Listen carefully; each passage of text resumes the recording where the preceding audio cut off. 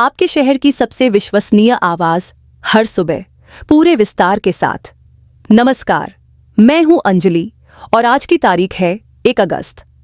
आगे बढ़ने से पहले अगर अभी तक आपने हमारे चैनल को सब्सक्राइब नहीं किया है तो कर लीजिए। खबर पहले पाने के लिए बेल आइकॉन जरूर प्रेस करें। तो चलिए शुरुआत करते हैं आज की मुख्य खबरों के साथ। गोपीगंज के गोपीनाथपुर ब्लॉक के तिलक नगर गांव में पिछले 24 घंटों से बिजली आपूर्ति पूरी तरह बाधित रही। गर्मी, मोबाइल चार्जिंग की दिक्कत और पानी की किल्लत से परेशान ग्रामीणों का गुस्सा फूट पड़ा। उन्होंने बिजली विभाग के उपकेंद्र पर पहुंचकर जोरदार नारेबाजी और प्रदर्शन किया। प्रदर्शन में महिलाएं और बुजुर्ग भी शामिल हुए, जिन्होंने बताया कि बिजली न होने से पंखा, कूलर, मोबाइल चार्जर सब कुछ बंद था। क्या है मामला, काहे के लिए आप लोग यहाँ पर मामला आए? ये है कि कल सुबह तिलंगा अनापुर और गलौरी 3 गांव का जब भी होता है, जो कि नीरज यादव वहाँ के लाइनमैन है, ये जब भी इच्छा होगी वहाँ से 3 गांव का लाइन काट देंगे और 24-24 घंटे 8-8, 10-10 घंटे लाइट नहीं रहती। जबकि हमारे गांव के बगल में सुजातपुर है, वहाँ पे लाइट रहेगा। 2 मिनट। हमारे गांव में एक लड़का वेंटिलेटर अपना नाम बता दीजिए, क्या नाम है? श्रीवास्तव जी बताएं। हमारे गांव का एक लड़का वेंटिलेटर पे पड़ा है। लाइन न मिलने की वजह से गलजार उसके मुंह में फंस गया है। इन्वर्टर 12 घंटे के बाद जवाब दे दिया है, किसी भी समय इसकी मृत्यु हो सकती है। इसके जिम्मेदार लाइन विभाग होंगे, बिजली विभाग। कुछ भी होगा वहाँ पे कार्रवाई होगी। और ये देखिए, जब भी होता है आधे गांव में लाइट रहेगी, सुजातपुर से आएगा। जब बोला जाएगा भैया यहाँ से पावर हाउस में काम हो रहा है, क्या सिर्फ यही 3 गाँव के लिए काम होता है पावर हाउस में हमेशा? हम लोग 2 दिन से लगातार आ रहे हैं, इनसे बोला जा रहा है कि हाँ भैया बिजली काम कर रहे हैं, बना रहे हैं, कोई कार्रवाई नहीं हो रही। 24 घंटे से ऊपर हो गया है, गांव में लाइट अभी तक प्रभावित है। किसान परेशान है, लड़के बच्चे परेशान है, स्टूडेंट पर सब एक तरफ से एक तरफ बिजली की वजह से सब कुछ परेशान है। कोई भी प्रॉब्लम होगी वह सारा का सारा जिम्मेदार बिजली विभाग होगा। कई परिवारों ने बताया कि शिशुओं और बुजुर्गों को गर्मी के कारण स्वास्थ्य संबंधी समस्याएं होने लगी थीं। एक ग्रामीण ने बताया कि गांव का हैंडपंप भी मोटर से चलता है। ऐसे में पानी भरने के लिए लोग दूसरे गांवों में गए। बाद में मौके पर पहुंचे एसडीएम ने ग्रामीणों से बात कर बिजली विभाग को तुरंत आपूर्ति बहाल करने का निर्देश दिया, जिसके कुछ ही घंटे बाद लाइन शुरू की गई। ग्रामीणों ने चेतावनी दी है कि यदि दोबारा ऐसी स्थिति बनी तो विभागीय दफ्तर का घेराव किया जाएगा। अब बात करते हैं एक बड़ी राजनीतिक और शैक्षिक विवाद की, जिसने पूरे भदोही जिले का ध्यान अपनी ओर खींचा है। भदोही के औराई क्षेत्र स्थित सिकंदरा प्राथमिक विद्यालय में समाजवादी पार्टी की महिला नेता अंजनी सरोज द्वारा पीडीए पाठशाला चलाने पर विवाद गहरा गया है। आरोप है कि उन्होंने बच्चों से पार्टी के समर्थन में नारे लगवाए और इसका वीडियो वायरल हुआ। वायरल हुए नारों में समाजवादी पार्टी आएगी, विद्यालय खुलवाएगी और बंद करो मधुशाला, चालू करो पाठशाला जैसे नारों की गूंज सुनाई दी। गौर करने वाली बात यह है कि यह विद्यालय पहले ही पास के पिलखनी स्कूल में मर्ज किया जा चुका है, लेकिन फिर भी इस बंद स्कूल परिसर में यह गतिविधि कराई गई। प्रत्यक्षदर्शियों के अनुसार अंजनी सरोज अपने समर्थकों के साथ पहुंची और बच्चों को टॉफी और पेंसिल का लालच देकर बुलाया गया। फिर उन्हें नारेबाजी में शामिल किया गया, जिससे शिक्षा व्यवस्था के दुरुपयोग की पुष्टि हुई। मामले की गंभीरता को देखते हुए जिलाधिकारी शैलेश कुमार के निर्देश पर जांच टीम मौके पर भेजी गई। जांच में पाया गया कि बच्चों का राजनीतिक उद्देश्यों के लिए इस्तेमाल किया गया। बीएसए की तहरीर के आधार पर थाना चौरी में अंजनी सरोज समेत 5 अज्ञात लोगों के खिलाफ एफआईआर दर्ज कर ली गई है। इस मामले में स्कूल के प्रधानाध्यापक की भूमिका भी संदिग्ध पाई गई है और उन्होंने ही अधिकृत रिपोर्ट भी दर्ज कराई। शिक्षा जैसे संवेदनशील क्षेत्र में राजनीतिक गतिविधियों की इस तरह की घटनाएं न केवल नैतिकता पर सवाल खड़े करती हैं, बल्कि प्रशासनिक व्यवस्था की परीक्षा भी लेती हैं। गुरुवार को मास्टर प्लान रद्द करने की मांग को लेकर बीड़ा कार्यालय पर धरना प्रदर्शन हुआ। संयुक्त किसान मोर्चा के किसानों और मजदूरों ने गुरुवार को बीड़ा कार्यालय के बाहर प्रदर्शन किया। इस दौरान उप मुख्य कार्यपालक अधिकारी अनिता देवी ने किसानों से 5 सूत्री मांग पत्रक लिया, कार्रवाई का भरोसा दिया, तब धरना समाप्त हुआ। अध्यक्षता कर रहे इंद्रदेव पाल ने कहा कि मास्टर प्लान से केवल किसानों का नुकसान होगा। कई किसान भूमिहीन हो जाएंगे, इसलिए मास्टर प्लान निरस्त किया जाए। बीड़ा में नक्शा पास कराना टेढ़ी खीर है। इतना ही नहीं, यह महंगी प्रक्रिया है। इससे किसान और गरीब अपना घर नहीं बनवा पा रहे हैं। कारपेट सिटी द्वितीय के लिए ली जा रही जमीन को भूमि अधिग्रहण, भूमि अर्जन, पुनर्वसन और पुनर्व्यवस्थापन अधिनियम 2013 के तहत उचित मुआवजे की भी मांग उन्होंने रखी। शोभनाथ यादव ने कहा कि बीड़ा की कार्य प्रणाली और पारदर्शिता सुनिश्चित की जाए। इस दौरान सुशील श्रीवास्तव, रामजीत यादव, भुलाल पाल, बनारसी सोनकर, केशव प्रसाद, परदेशी राम, अमृतलाल और भान सिंह ने भी संबोधित किया।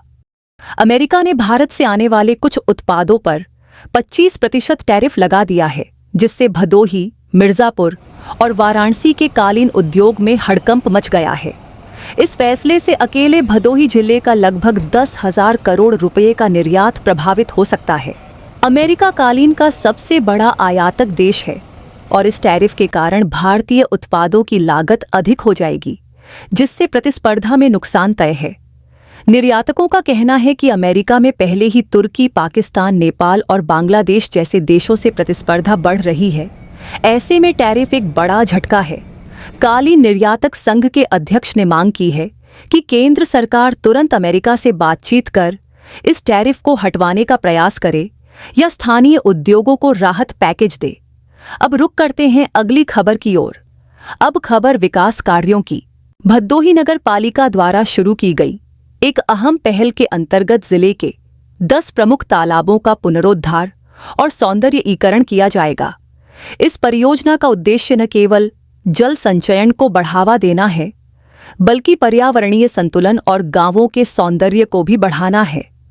नगर पालिका अध्यक्ष प्रकाश कुमार पटेल ने जानकारी दी कि तालाबों की खुदाई, सफाई, चारों ओर सोलर लाइट्स लगाना, बैठने के लिए पाथवे और बेंच, फेंसिंग तथा किनारों पर वृक्षारोपण जैसे कई कार्य होंगे। कुछ तालाबों के चारों ओर जॉगिंग ट्रैक और बच्चों के खेलने की जगह भी विकसित की जाएगी। तालाबों के चयन में ग्रामीणों की मांग और भूजल स्तर की स्थिति को प्राथमिकता दी गई है। कई तालाबों में पहले से ही गंदगी और अतिक्रमण की समस्या थी, जिससे न सिर्फ जलस्रोत नष्ट हो रहे थे, बल्कि बीमारी का खतरा भी बढ़ रहा था। इस सौंदर्यीकरण से ग्रामीणों को पीने और पशुपालन के लिए स्वच्छ पानी मिल सकेगा। परियोजना पर कार्य अगले 2 सप्ताह के भीतर शुरू कर दिया जाएगा और इसे 3 महीनों के भीतर पूरा करने का लक्ष्य रखा गया है। इस पहल से न केवल जल संरक्षण होगा, बल्कि स्थानीय पर्यटन और रोजगार के अवसर भी खुलेंगे। विकास की एक खबर और। नगरोदय योजना के तहत वार्ड संख्या 10 में स्थित भिटिकरा इलाके में एक आधुनिक और सुविधा संपन्न बारात घर का निर्माण किया जाएगा। इसकी लागत लगभग 1,19 लाख रुपए आंकी गई है और प्रस्ताव को नगर निगम बोर्ड की बैठक में पारित कर शासन को भेज दिया गया है। इस बारात घर में विशाल सभा हॉल, मंच, किचन, 2 अतिथि कक्ष, स्टोर रूम, पुरुषों और महिलाओं के लिए अलग अलग शौचालय और स्नानागार, पार्किंग स्थल तथा एक छोटा उद्यान भी होगा। शादी, सामाजिक कार्यक्रम, सरकारी बैठकें, प्रशिक्षण सत्र और सांस्कृतिक आयोजन जैसे कई कार्यों के लिए इसका उपयोग किया जा सकेगा। नगर निगम के अधिकारी ने बताया कि इस क्षेत्र में पहले कोई बड़ा सामुदायिक भवन नहीं था, जिस कारण गरीब और मध्यम वर्गीय परिवारों को शादी विवाह के लिए टेंट और सड़क पर व्यवस्था करनी पड़ती थी। अब यह बारात घर उनकी जरूरतों को पूरा करेगा। जिले की 546 ग्राम पंचायतों में जल सखियों की नियुक्ति होगी।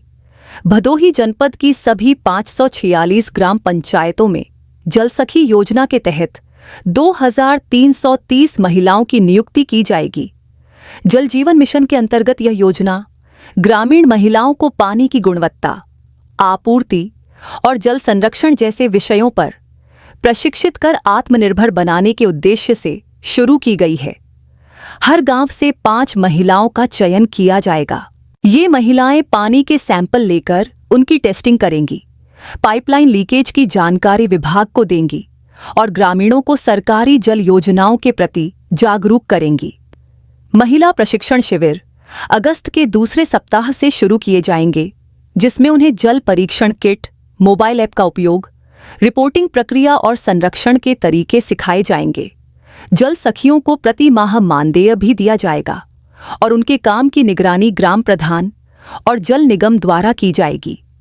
यह योजना न केवल गांवों की जल सुरक्षा को मजबूत करेगी, बल्कि ग्रामीण महिलाओं को स्वावलंबन की राह भी दिखाएगी। आखिरी में जल जीवन मिशन की खबर। जल जीवन मिशन के अंतर्गत डीपीएमयू टीम के डीसी रामबिलास यादव, आईएसए समन्वयक जयप्रकाश मिश्रा, परियोजना प्रबंधक मनीष पासवान, जीआईएस संदीप शुक्ला और कार्यदायी संस्था वेलस्पन के ब्लॉक इंचार्ज मकनपुर की ब्लॉक सुरियाओं में एक बैठक की गई। बैठक में उपस्थित पुरुषों एवं महिलाओं द्वारा जल संयोजन लिए आग्रह किया गया। जल मिशन के अंतर्गत नया कनेक्शन लेने का भी आग्रह किया गया, क्योंकि लोग कनेक्शन लगवाने में डर रहे हैं। डीएम के निर्देश पर गांव में जाकर लोगों को इसके लिए जागरूक किया जा रहा है। तो ये थी आज की सभी प्रमुख खबरें भदोही और आसपास के इलाकों से। ऐसी ही विश्वसनीय और गहराई से तैयार की गई खबरों के लिए जुड़े रहिए हमारे साथ। चैनल को सब्सक्राइब और बेल आइकन दबाना ना भूलें। मैं अंजलि आपसे लेती हूं विदा। फिर मिलेंगे कल सुबह भदोही वाला बुलेटिन के साथ।